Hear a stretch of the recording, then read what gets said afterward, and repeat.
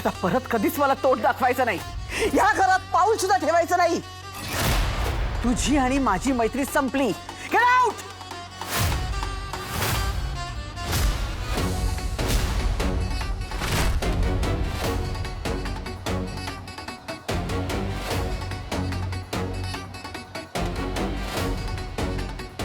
आजी काय हो, काय होतंय? बरं वाटतंय ना तुम्हाला? भरून आलंय ग थोडस. तुझे उपकार ना कसे मानू मला काही कळतच नाही ग. म्हणजे बघ ना, श्वेताच्या बाबतीमध्ये इतकी जोखीम पत्करून तू पुरावा आणलास. अंशूची चूक सगळ्यांच्या समोर तू दाखवून दिलीस. आणि पिंट्याला त्याच्या जीवाभावाचा मित्र परत मिळवून दिलास तू. मला कळतच नाही तुझे आभार कसे मानू. मी ऋणी आहे ग तुझी.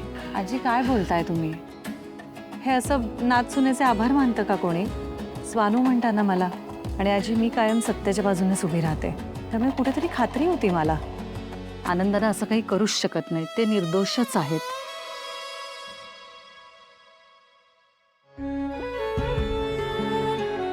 आमचा हार घेतला असशील तर मान्य कर. तुला पैसे हवे असतील तर दादा देईल, पण आमच्या घराण्याचा पारंपरिक हार घेऊ नकोस प्लीज.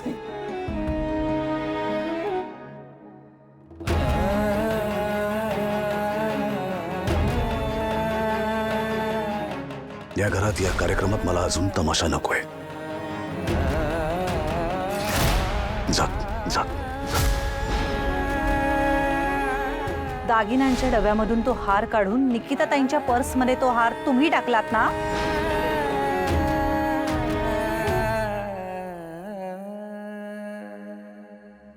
राहू द्या, डोळ्यातनं पाणी येत असेल तर येऊ द्या.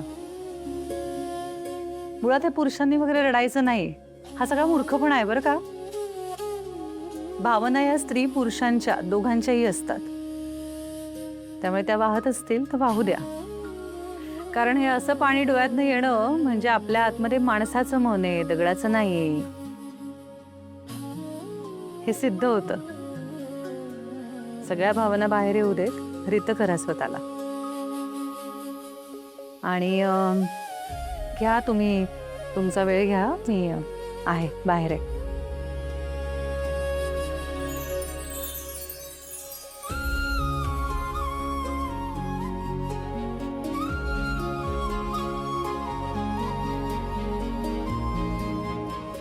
कोणत्या शब्दात तुमचे आभार मानू मला खरंच कळत नाहीये.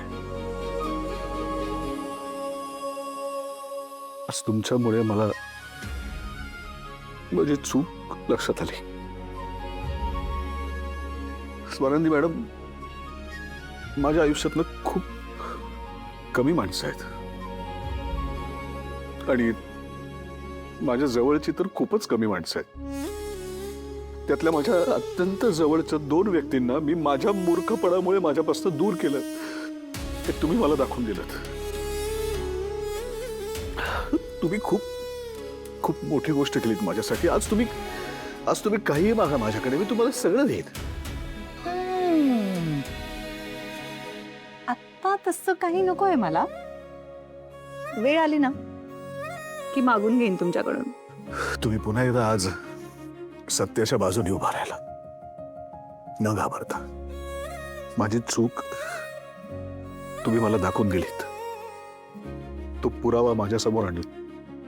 खरं तर तुमची आणि त्यांची ओळख फक्त काही दिवसांची, काही महिन्यांची आहे, पण इतक्या कमी ओळखीवर सुद्धा तुम्ही त्या दोघांच्याही बाजूने अत्यंत ठामपणे उभे राहिला. आणि मी, इतक्या वर्षांची आमची मैत्री आहे, पण मी मात्र माझ्या मित्रावरती अविश्वास दाखवला. कुठे माझी अक्कल गहाण टाकली ती मलाच कळत नाहीये. एकदाही मला असं वाटलं नाही की आनंद असं काही करूच शकत नाही, निकिता असं काही करू शकत नाही. उलट मी त्यांच्यावरती चुकीचे आरोप केले, अविश्वास दाखवला, त्यांना माझ्यापासून दूर केलं. असं म्हणतात की लग्नानंतर बायकोमुळे नवऱ्याचे मित्र दुरावतात, त्यांच्यामध्ये गैरसमज होतात, भांडणं होतात. पण तुमच्यामुळे मात्र माझा मित्र मला परत मिळाला, तुमच्यातले सगळे गैरसमज दूर झाले. स्वानंदी मॅडम, मी काहीही केलं तरी सुद्धा तुमचे उपकार कधीच विसरणार नाही. तुम्ही जे केलेत ना त्याची. झालं?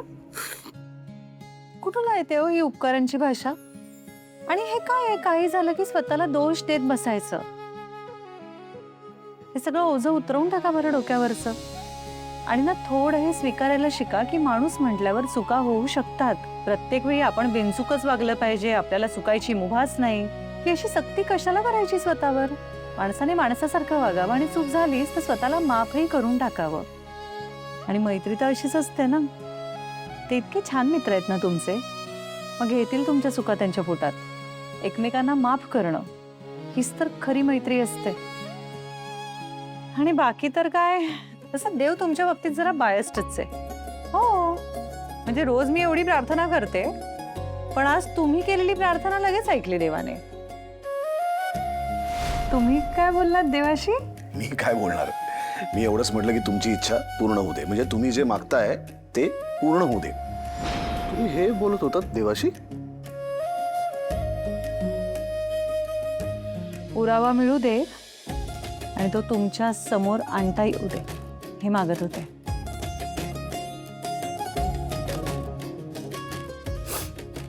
थँक्यू.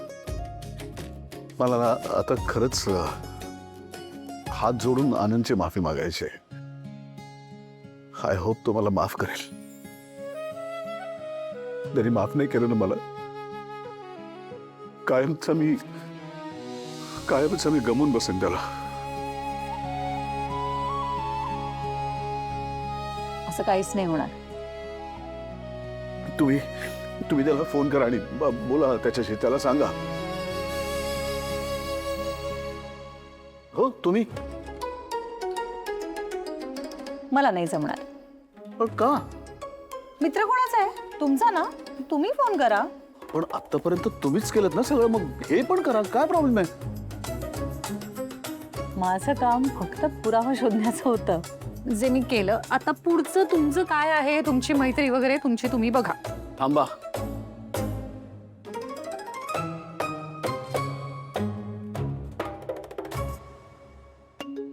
हे असं करणार तुम्ही? मित्राला असं अर्धवट सोडून निघून जाणार? तुम्ही गुप्तहेर आहात ना माझ्या? आहा, होते. मी तुमची गुप्तहेर होते. हे बघा, तुम्ही ना शाब्दिक खेळ करू नका आता. हे बघा, माझ्याकडे तुमची केस होती गुप्तहेर म्हणून. मी तुम्हाला पुरावे पुरवले, केस क्लोज झालेली आहे. पुढचं तुमचं तुम्ही बघा. पण बायको आहात ना?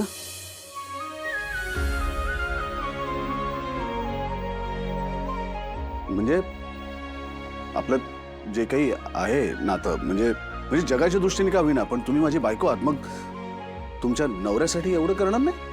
ही काय पद्धत आहे? याचं अर्धवट सोडून निघून जायचं?